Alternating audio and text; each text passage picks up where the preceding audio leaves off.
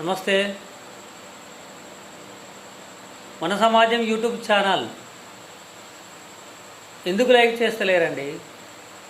మన సమాజం మీద మీకు అభిమానం లేదా? మంచి విషయాలు చెప్తే మీకు మంచిగా అనిపించడం లేదా?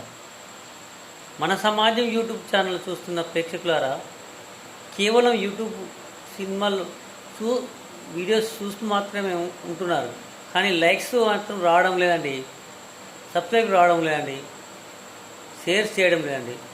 కారణం ఏంటిది అంటే, మీకు మంచి చెప్తే ఎవరికి కూడా ఏ షార్ట్ వీడియోస్ కానీ షార్ట్ ఫిలిమ్స్ కానీ మీకు నచ్చాయి. ఎందుకంటే చాలామందికి అర్థవంతమైన వీడియోలు చేసినప్పుడు నేను చూస్తున్నా, అసలు వ్యూసే రావడం లేదండి. ఒక మంచి హెల్త్ గురించి పెట్టినప్పుడు ఆ హెల్త్ సబ్జెక్ట్ ఎవరు చూడడం లేదు. మరి ఎందుకు ఇలా జరుగుతుంది? ఒక మంచి వీడియో చేసినప్పుడు ప్రజలు ఎందుకు ఆదరిస్తలేరు? ఎక్కడ పోతుంది? పనికిరాని వీడియోలు ఎన్నో లైకులు కొడతారు. ఎంతోమంది లేడీస్ను సౌందర్యాలను చూసి విచ్చలవిడిగా లైకులు కొడుతున్నారు. పనికిరాని ఎన్నో వీడియోలకు లైకులు కొడుతున్నారు. ఒక సమాజాన్ని మార్చి ఒక వీడియోని చేస్తే ఎవరు కూడా ఎందుకు దాని మీద స్పందన రావడం లేదు అంటే, జనము మైండ్ సెట్, ప్రజల మైండ్ సెట్ అనేది ఒక ఆకర్షణకు లోనవుతుంది, కానీ నిజాన్ని ఆలోచించే శక్తి కోల్పోతున్నారు. అసలు ఏం జరుగుతుంది? ప్రజలు సమాజంలో మంచి వాళ్ళను దూరం పెడుతున్నారు, చెడు వాళ్ళను దగ్గర తీసుకుంటున్నారు. ఇది 100% నిజం.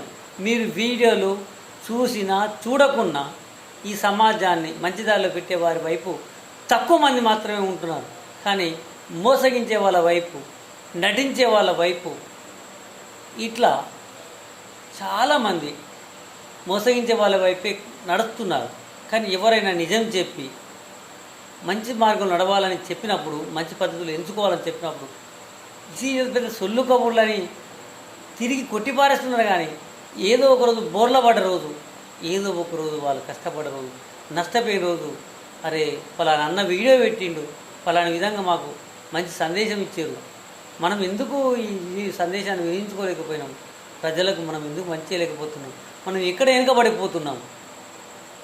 ఒక్కటి మిత్రులు గుర్తుపెట్టుకోండి, మీరు వీడియోలు చూసినా చూడకున్నా జరిగేది ఏమీ లేదు. ఇక్కడ 1000 రూపాయలు వచ్చేది ఏమీ లేదు.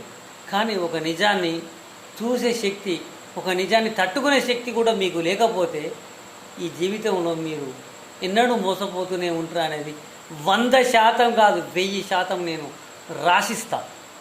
మీరు నిజాన్ని నిజంగా ఒప్పుకోనంత కాలం మీరు మోసపోతూనే